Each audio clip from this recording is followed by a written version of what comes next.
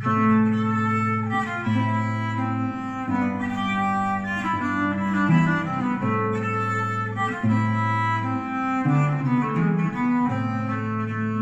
Life and Death of the Mayor of Casterbridge by Thomas Hardy. In Chapter 32 of The Mayor of Casterbridge, the differences between the two bridges in Casterbridge are explained. The first bridge is a stone bridge that is well maintained and is used by the respectable people of the town. The second bridge is a wooden bridge that is worn down and is used by the failures of the town for their meditations. The people who frequent the stone bridge are described as being well-dressed and respectable, while the people who frequent the wooden bridge are described as being poor and desperate.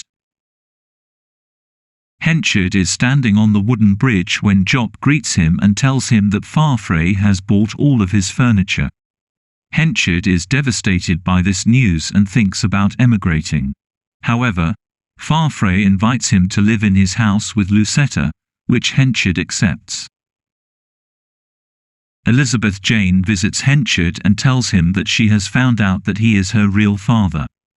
Farfrae hires Henchard through a third party to work for him, which makes Henchard feel like a pawn in his own place. Farfrae will become the new mayor of Casterbridge, which makes Henchard see him as a triumphant rival, and his old hatred of Farfrae is reborn.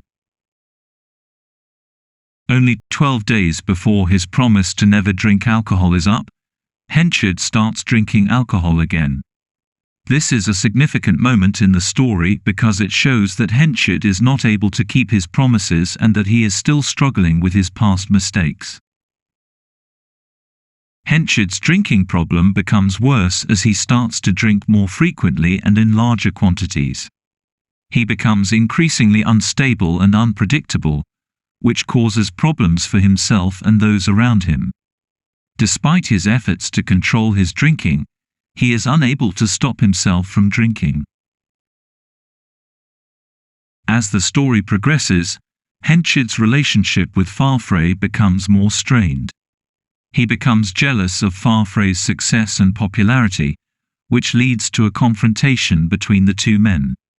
Henchard's jealousy and anger towards Farfrae reach a boiling point, and he publicly humiliates Farfrae in front of a crowd of people. Henchard's actions have serious consequences, and he is forced to face the consequences of his actions. He loses his position in the town and becomes an outcast. He is left alone and destitute, with no one to turn to for help. In conclusion, Chapter 32 of The Mayor of Casterbridge is a pivotal moment in the story. It marks the beginning of Henchard's downfall and sets the stage for the rest of the story.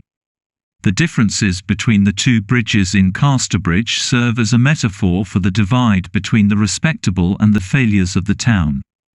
Henchard's drinking problem and his jealousy towards Farfrae lead to his downfall, and he is left alone and destitute as a result.